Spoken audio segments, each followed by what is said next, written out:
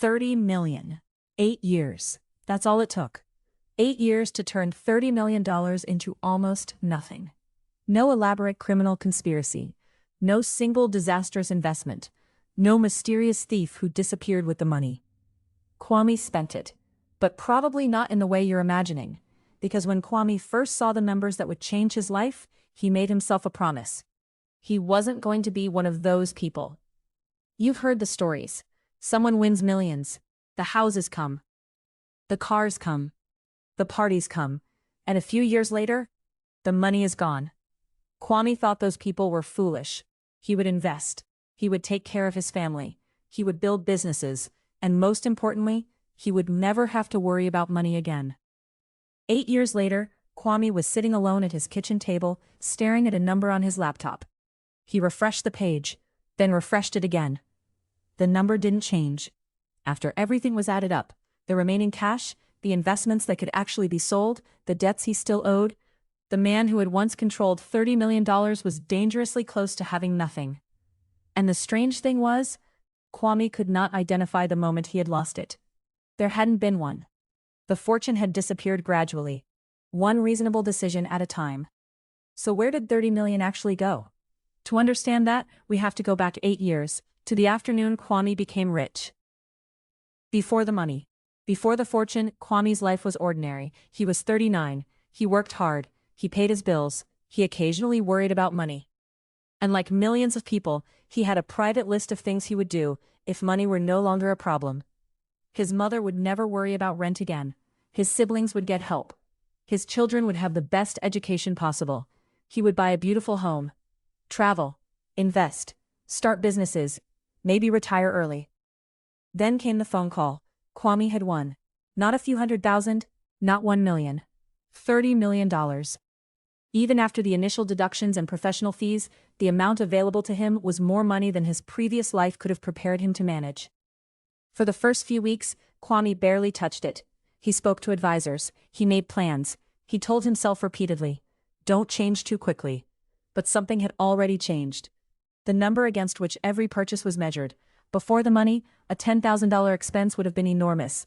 Now, against $30 million, $10,000 looked almost irrelevant. And that tiny psychological change would eventually become one of the most expensive mistakes of Kwame's life. The good decisions. Kwame's first major purchase was a house, $2.4 million. Was it expensive? Of course, the house represented less than 10% of his fortune. It seemed reasonable.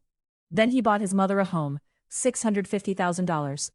That didn't feel like spending. That felt like gratitude. Then came a new car, then another for his wife, then furniture, travel, security, a better school for the children. Nothing looked catastrophic. In fact, many of Kwame's decisions looked perfectly sensible. And that's important, because fortunes aren't always destroyed by obviously stupid decisions. Sometimes they're destroyed by reasonable decisions multiplied dozens of times. Within 18 months, Kwame's lifestyle had completely changed. But he wasn't worried. He was also investing. Everyone had an idea. Once people knew Kwame had money, something fascinating happened. Business opportunities appeared everywhere. A cousin wanted to expand a logistics company. A friend had discovered an incredible property development. Someone else wanted to open restaurants.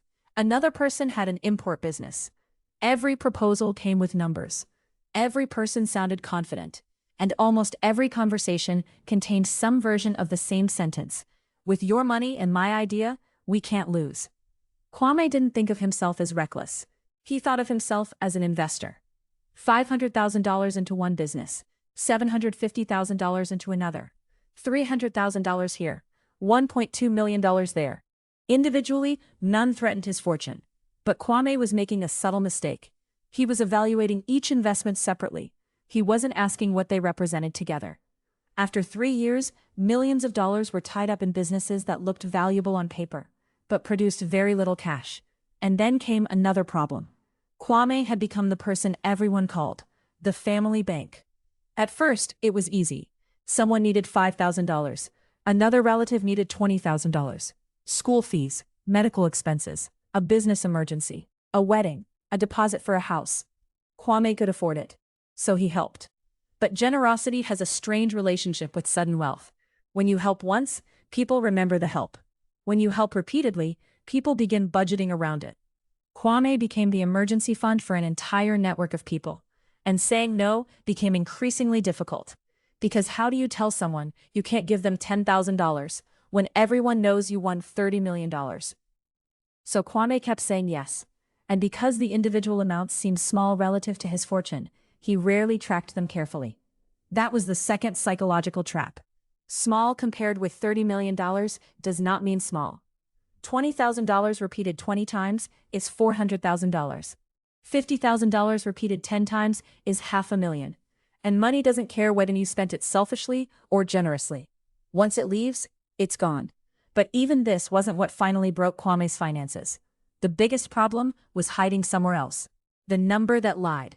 4 years after the win, Kwame still believed he was extremely wealthy. He owned the big house. His mother owned hers. He had stakes in several businesses. He owned property. He had expensive vehicles. On paper, his assets were still worth millions. So when advisors warned him that his cash reserves were falling, he wasn't particularly concerned. He had assets. What Kwame didn't fully appreciate was the difference between being worth millions and having millions available to spend. His house might have been worth $2.5 million. But the house wasn't paying his bills. His business stake might theoretically have been worth $3 million. But there was no buyer standing outside with $3 million. His development project might eventually generate a profit, but today, it needed more money. Kwame had become asset-rich and cash-poor, and his lifestyle still required enormous amounts of cash. Property taxes, maintenance, staff, insurance, school fees, travel, vehicles, family support, business expenses. The fortune had created a lifestyle with its own operating costs. And those costs didn't care whether Kwame's investments were performing. Every month, they arrived. The turn. Then one of Kwame's biggest businesses failed. Not dramatically. There were no police cars, no scandal. Customers simply didn't arrive in the numbers projected. Costs increased, revenue didn't. And suddenly, an investment Kwame expected to return millions needed another $600,000 just to survive. He invested the money. 6 months later, it needed more. This time, Kwame hesitated, but walking away would mean admitting the original investment was probably gone. So he put in another $400,000. This is called the sunk cost trap. When we've already invested heavily in something, walking away feels like losing, so we invest more, hoping to rescue what we've already spent. Kwame wasn't protecting his investment anymore. He was protecting himself from having to admit it had failed. Meanwhile, another property project stalled. One relative couldn't repay a large loan, and Kwame's expenses continued exactly as before. That was when the mathematics turned against him. His fortune was no longer generating his lifestyle. His lifestyle was consuming his fortune. The final 3 years, Kwame did what many people do when they sense financial trouble. He didn't immediately become poorer. He tried to maintain the appearance of his previous life. Selling the house would raise questions. Selling the cars would look embarrassing. Stopping family support would create conflict. Closing businesses would feel like failure. So instead, Kwame sold the easiest things first. Liquid investments. Then savings. Then other investments that were actually performing. Think about that. Some of his best assets disappeared to protect some of his worst ones. By year 7, the numbers had become impossible to ignore. The fortune wasn't $30 million anymore. It wasn't $20 million. It wasn't even $10 million. And much of what remained existed only as valuations attached to properties and businesses. Then came the meeting. His financial advisor laid everything out. Assets, liabilities, outstanding commitments, cash. Kwame stared at the page. For the first time, he wasn't asking, "How much am I worth?" He asked a different question. "How long can I continue living like this?" The answer terrified him. Not long. Where did $30 million go? So let's answer the question, where did it go? Some went into houses and lifestyle upgrades. Some went into businesses that failed. Some went into investments that couldn't easily be sold. Some went to friends and family. Some disappeared into the ongoing cost of maintaining an expensive life. But the biggest problem wasn't any single purchase. It was that Kwame continued making decisions as though the original $30 million still existed. Every purchase was mentally compared with the fortune he used to have. A $100,000 decision felt tiny compared with $30 million. But when only $3 million remained, that same $100,000 represented something completely different. Kwame's spending adjusted upward when his wealth increased. It never properly adjusted downward when his wealth declined. And that's how $30 million disappeared. Not overnight, not through one spectacular mistake, through hundreds of decisions that individually felt affordable.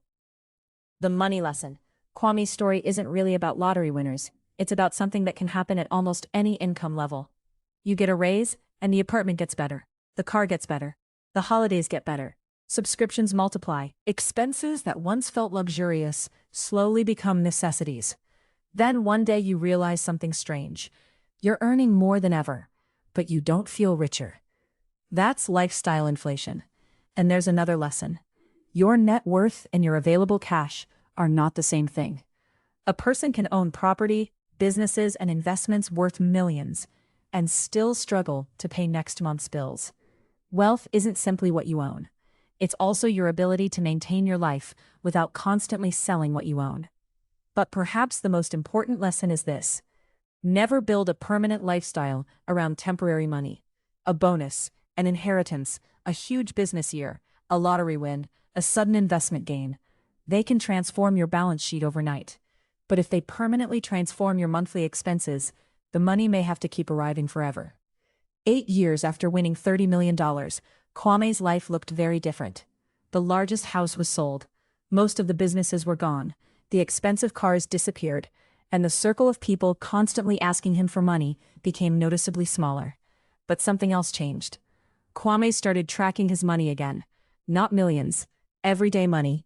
Income, expenses, cash flow, investments. For the first time since becoming rich, he had financial boundaries. Losing the fortune taught him something having the fortune never had. Money can change the size of your bank account instantly. It cannot instantly change the habits required to manage it. And maybe that's the strangest part of Kwame's story.